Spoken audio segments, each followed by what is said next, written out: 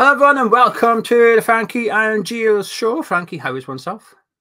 Very, very well, mate. Very well. Season's finished. Are you looking forward to the summer transfer window, the Euros, pre-season, new season, or all of it?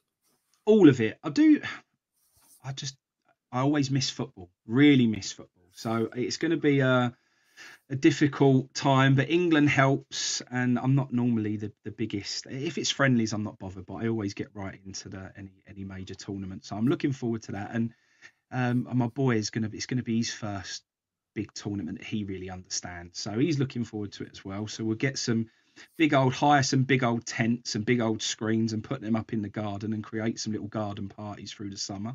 So I'm looking forward to that. But really, I felt like I needed a bit of a break from West Ham. I felt like I needed just a bit of a time away from it. But all the clouds already been lifted, and I'm now very much looking forward to everything that's going to go on with rumours and transfers and seeing what we're going to do.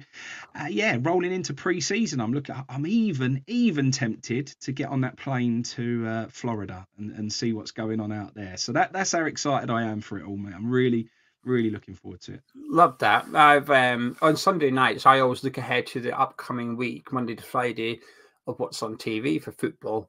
So I did it on Sunday night, and it was like Monday nothing, Tuesday nothing, Wednesday Europa League final, Thursday nothing, Friday nothing. I was like, oh my god, what am I going to do before nights this week? So this is currently Tuesday. Even last night was a bit of like sat around, almost like it was a bit strange because the last couple of weeks we've had so much football because of the playoff semi-finals, the sort of one-off Premier League fixtures that needed to be being caught up with and stuff. So we've actually been spoiled the last couple of weeks. And now we've got the big games left with FA Cup final, Europa League, Conference League, Champions League.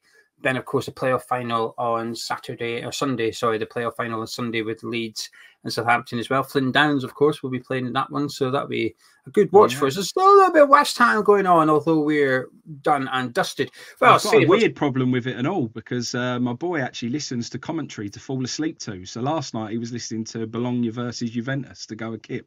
So I need to get some football commentary from somewhere to send him to sleep. Well, there's some Irish football on this week if he gets that desperate. Anyway, right, two things we're going to discuss today. We've got the fact that Lopetegui will be announced on Thursday. Let's do that one because there's not that much to discuss. It's like an announcement of an announcement, but this one's from ex-West employee. It sounds like he's sort of finalising his backroom staff at the minute, and they may also be announced on Thursday. But that seems to be the big day that he's going to be, I say revealed, not really unveiled to West Ham supporters. But it's, I guess, while we all know, and it's football's worst kept secret, it is sort of exciting to some extent because it's like the beginning of a new era to some extent, isn't it? I feel like we finished the old one because of, Moyes has said goodbye. The season's finished now. But we're almost in this lull a little bit because the new guy's not quite been announced yet. But it looks like we're going to get that on Thursday. Yes, it's a new chapter. It's nice to get it all finalised. There was still sort of, you never know with West Ham, do you? There's always an element of doubt. If anyone can go and mess something up or, throw a spanner in the works, it's us. So the fact that it's all just going to be done and dusted, we know where we stand, then, we can just start getting behind him, getting behind the sort of new transition that we're going to go through and looking forward to seeing. And I think we'll start seeing from the transfers what he's going to be all about. I think there's a few differences of opinions on the style of play that he's going to have, and is he going to keep that sort of fullback, get up the wings, and is that going to be his approach, or is he going to approach it a little bit differently? So I'm looking forward to it. I think we'll get our first sort of insight quite quickly when we start to hear what players we're linked with and what route he's going to go. It'll be good. I was good to say that. I think the first signing or two will be quite pivotal and might give you an insight onto how he's intending on playing, or likewise any players departing. If we were to sell a certain player, you'd go, right, he clearly doesn't want him for whatever reason, and usually it will be style perhaps, or maybe the fact that someone's daft enough to bid for a player like Danny Ings that we just don't want at the club, and off he goes. But I guess in a weird way, hopefully this comes across right, and just even though Lopetegui has been announced this week, I feel like the bigger news, because it's a surprise, is Aaron Cresswell being agreeing a new contract. And obviously, I say bigger, I shouldn't word it like that, because obviously the new manager is the most important thing. But because we've known it's coming, it's a bit like, ugh, Thursday, yeah, okay, here we go. But the surprise factor was that, according to Exodus employee again, that Aaron Cresswell's had a change of heart, and he's agreed a new deal with West Ham, a one-year contract extension, and it is based off the fact that Moisés and Lopetegui is coming in. Yeah, we know that there's been links between Lopetegui and signing Cresswell in the past, so we know that he likes how he plays. It's a little bit further on since then, so Cresswell is declined a little bit further in terms of probably speed of his legs and so on. So I just see it so simply. I don't need to overanalyze it. Yes, there have been times where we've held on to players too long. I don't think this is one of those situations. It's so funny, isn't it? We always have a difference of opinion. There were so many people with James Collins. We're all there singing, sign him up, Ginger Pele. Everyone wants him to sign. And then on the other side of it, we're all saying, actually, we shouldn't be relying on players like James Collins to be our first choice defenders anymore, and shouldn't even necessarily be our backup defender. So it was the right time for James Collins to go, but we all had a right big moan up when we decided to let him go. It would be the similar with Aaron Cresswell. If we let him go, everyone, why are we doing that? He's still West Ham through and through. There isn't many West Ham old school faces going to be there moving into next season. And that's why, for me, the simplest decision for somebody like him, who can just be around the dressing room, be a squad player. I'm a little bit concerned if he's looking at him being our first choice left back because he likes how he plays. He thinks he's the Aaron Cresswell of a couple of years ago when he was linked with him, and actually Emerson might even be pushed out a little bit. It might be a case he's looking at pushing Emerson further up the pitch, and that might be our problem to the left wing situation. Who knows what he's looking at? But from a just simple standpoint, Aaron Cresswell, through and through West Ham, knows what it means. It's good to have an old head around sometimes. We're going to lose a couple this time. I actually think keeping him around is a really good thing. Yeah, I've changed my tune a little bit on him. When this news first came out a month ago that we were offering him a new deal and Doug Bowen, and I think it's because it was a double whammy, I was a bit like, why? Why are we doing this? If we've got Tim Steiden there, and we should have a healthy transfer kitty here, why would we be retaining the older players? And I think it's also because while you look at the squad of players that are definitely going because of the contract, there's, in a weird way, there's only two now in the sense of Ogbonna and Ben Johnson. Everybody else has had their contracts extended. Fabianski, Cresswell, Antonio, Soufal, they've all had a clause triggered or they've had agreed an extension. So actually, there's only actually two players. Mubama too, but I don't feel like he needs to be replaced per se due to lack of minutes and whatever. He wasn't really involved in the first team last season. On the bench consistently, that was it. So there's only really two players that need replaced. I thought, well, do we need to keep Cresswell around? And I remember doing the video and some subscribers were saying, well, actually, is it the worst thing in the world? And I started thinking, I thought, do you know what? I don't think it is.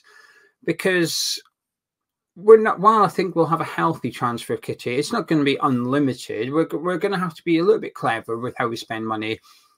And there are other areas of the squad which need upgrading and improving prior to essentially our second choice left back. Because that's what, if Cresswell was to go, who would we go get? I don't think we'd be getting a substantial left back in. Whereas I'd like to think we could go get a right back in that would displace Soufal and he would sort of become the second choice.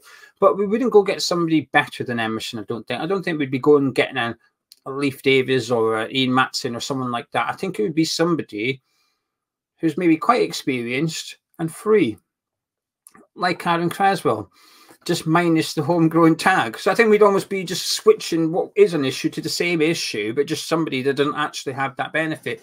And I have to say that in the last month, Cresswell's actually had some game time, and I think he's done all right. I don't think he's been incredible, but I think he's done more than fine. I think he's proven that he can still do it to some extent in the Premier League, doing what his role was, which is second choice left back, can play left centre back. You want to switch to a back three. And I think it does make sense. It just means that next summer we can look at upgrading the left back position. Then Emerson will be in his 30s then. So then maybe next summer you do go get that £20 million left back that comes in, and we put Emerson back. So I warmed, thanks to the subscribers of Hammers Chat. They won me round a little bit, Frankie. I started to think it makes sense. And also, we know that Lopetegui likes him. So manager gets someone he likes, Cresswell sticks around, and hopefully the club can now give him a testimonial. And again, they've got another crack at giving him a testimonial. This will be his 11th season next season. But I just think it makes sense, really, doesn't it? You can just move the transfer money elsewhere. Well, it does, because we're West Ham. We can't do it all. We can't. We know we've got a bit of an aging squad at the moment. We can't go and freshen up every single position. We haven't got the financial ability to do that. We can't. So we've got to pick and choose. And is that we've had probably the last few windows have always said that left back could be a priority somewhere. I think Emerson has stopped us saying that left back is a really important position.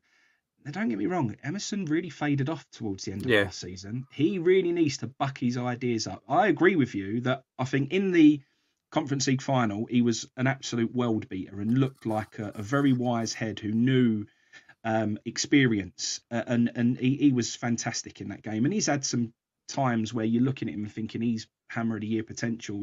But first half of the season, he was looking like that. Second half of the season, he weren't even in the mention, because that's how much he fell off. So I'm hoping new manager, new ideas, new lease of life for him will bring that old Emerson back out again.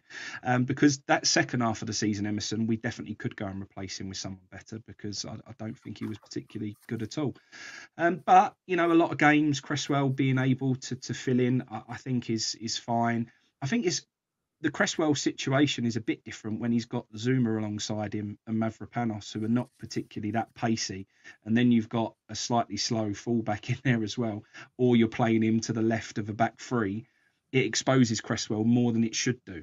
But if we had two solid centre-halves alongside him who have a bit more pace and can run a bit more than what Zuma and Mavropanos can, then he probably doesn't look as exposed as what he can do. So, look, I think he is... Bowen's someone who we know will know what West Ham Tottenham means, but one man army isn't going to cut it. I think we need other people in there who can gee everybody up and say, look, and explain to people, this is what this game means to these West Ham fans. We've got a new manager who probably isn't going to understand it straight away. So having a bit of West Ham culture around the place and a bit of proper West Ham blood is really important. And because of that, I think he's going to be a really useful player to have around. I think there was a story from Jesse Lingard when he first arrived at West Ham about how he got in the car of Martin Noble and they were driving, I think it was an away game, they're driving somewhere to go to the away game, and Jesse took his phone out and Martin Noble said, "What are you doing?" And he said, "Put your phone away. We don't have phones in the car. We speak. We just chat." So Jesse put his phone away. But what was missing out of that story, which Lingard said, was Cresswell was also in the car. There was the three of them. And you just, maybe that little bit of leadership that Cresswell does bring will be important. And also with the way that Lopetegui traditionally plays with these attacking fullbacks. And while I appreciate Cresswell may not have the legs he used to get up and down that line, I appreciate that. But what he does still have is that cross on him, that delivery from out wide. He's still got that. He still reads the game well. He's still got his delivery. It's purely just an age thing with Cresswell. If he was 24 instead of 34, you'd be saying get him on a 5-year contract or something. This guy's still got it. It's just because he's getting on a little bit. But I think with no European football next season, Frankie, I think there's winners and losers. And I think there'll be some people that do miss out because there's not as much minutes to give out next season. Whereas previous 3 seasons, we could have 2 sort of first choice fullbacks, goalkeepers, Fabianski and Areola. We've been able to have 2 really good ability goalkeepers because one played in the weekends and one was guaranteed 6 games in European football, an FA Cup and a Carabao Cup, and that's if you got eliminated at the earliest stage of the competition. We don't have that next season. We don't have that benefit. You know, Fabianski could be looking at 2 games next season, and that's it. You don't really have it. So there will be people that miss out, like the goalkeeper.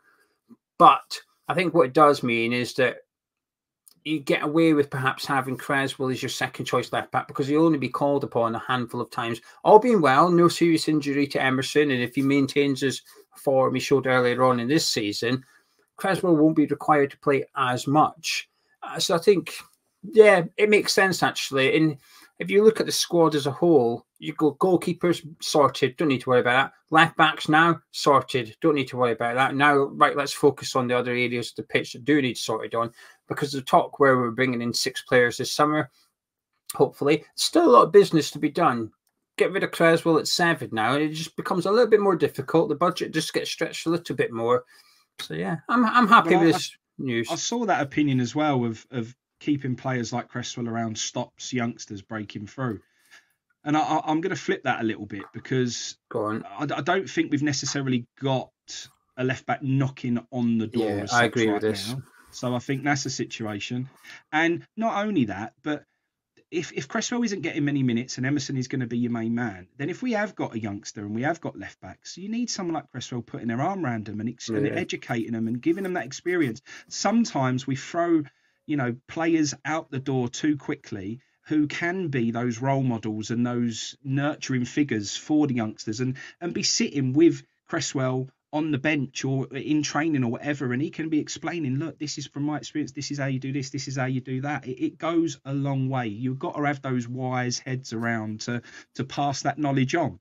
So you can't get rid of everyone who's aging. And I do get it. If we had someone who was really knocking on the door, who was 21, 22, coming through that academy, it was basically now either you're going to bring him through into the first team or you've got to sell him on. Yeah. And it's someone that we did want to keep around. Then Cresswell needs to go, because all of a sudden that's a totally different thing. But I don't think any youngster is being put out of place here because keeping Cresswell around for one more season. I just don't see that.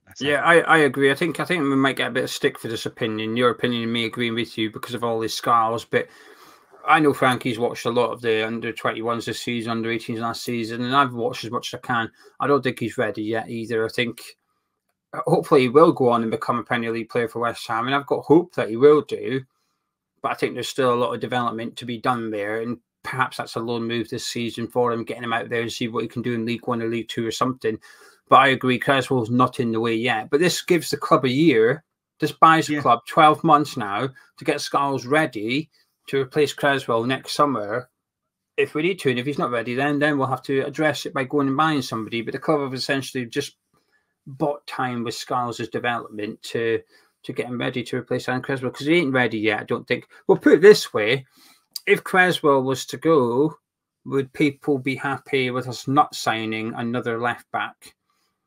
Because I think a lot would still want us to bring somebody in to replace Cresswell, because Skulls isn't just not quite ready yet. And also, I think we hope to see the Canterbury used more next year, but even just bringing 3 players through would be a big success. And Earthy's clearly at the top of that list at the minute, possibly followed by Casey. And then you've got arguments for the likes of Orford or retaining Freddie Potts next season around the first team rather than loaning back out. So there's possibly more players ahead of him, closer to the first team. And that's to say he won't be in the future. But I agree with that opinion, Frankie. We might get a little bit of criticism for it, but I'm in agreement with you. You're not stood alone there. Anything you'd like to add regarding Cresswell or Lopetegui's announcement before we disappear? No, I'm all good. I'm like I said, I'm in a real positive frame of mind. Like I say, a cloud's been lifted. I'm ready to go. I'm looking forward to next season now. I'm looking forward to everything on the build up. I'm looking forward to getting involved in some of those pre-season friendlies and seeing where it all pans out. I want to get there to that. If I could fast forward right now and be there on that first game right now, I'd be there. So I'm really excited, and I'm going to enjoy this run up to the new season. And then, I'll be ready and raring to go. Good man. Well, if you've enjoyed this episode, I always argue you have. If you're sticking around at the end, please do drop a like on the video by clicking thumbs up. Subscribing you around here. Myself and Frankie will catch up with you next week. It'll be a longer show next week. And then during the summer, we'll do a little Frankie Q&A where you guys can send questions for Frankie. Nothing's off the table. Frankie doesn't mind. But not this. Don't send them in just yet. We'll tell you about it in a couple of weeks. We'll catch you then.